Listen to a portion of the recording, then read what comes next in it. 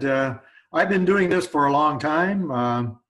Almost, let's see, I sold my first option in 1986. So you can do the math, about 30 years, I guess, in the options market. So it's been quite an experience, and things have changed significantly over that period of time. So let me show you a little bit here on who I am. We'll share the screen here.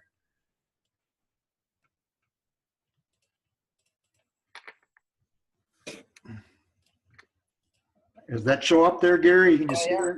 Yeah, I'm seeing it. Thank you. you. A little bit bigger here. Let me up it. There we go.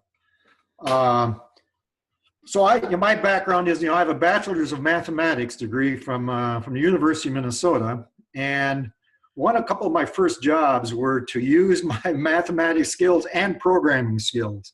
One of the things that my 9th grade algebra teacher told me is, Ron, that computers are going to be the future. Okay, so this is 1961, right? So he said, learn all you can about computers, and that's exactly what I did. After I got my degree at the University of Minnesota at that time, they did not have a formal, I'll call it, computer science department, but in the math department, we had all of the programming courses and so forth. So I took all of those, and so my first job was to apply mathematics to General Mills problems, distribution and warehouse layout. Wrote some big programs that actually took quite a sales job to convince the people in Chicago. General Mills built a new warehouse in Chicago, and I wrote that program to lay out the warehouse, which is basically travel time, forklift travel time, as they bring product in off of rail cars, store it in the warehouse, and then stick it back on trucks or goes back out for delivery, right?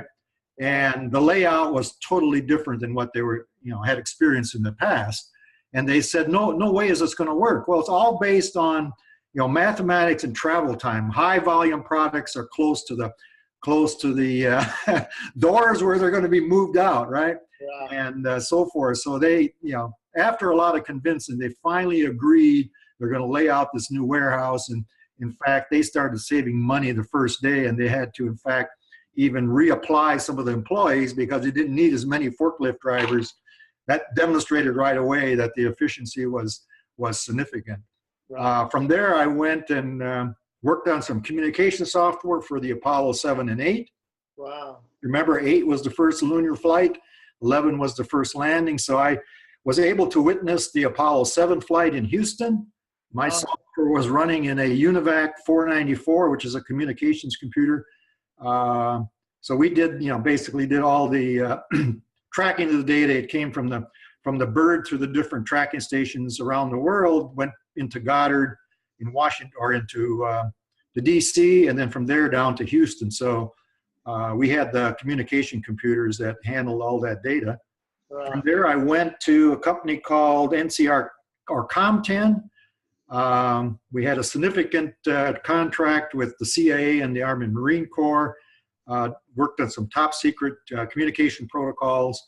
Spent about 1.5 years at the CIA in Virginia. I had a top secret clearance, and worked on some, if you look at it now,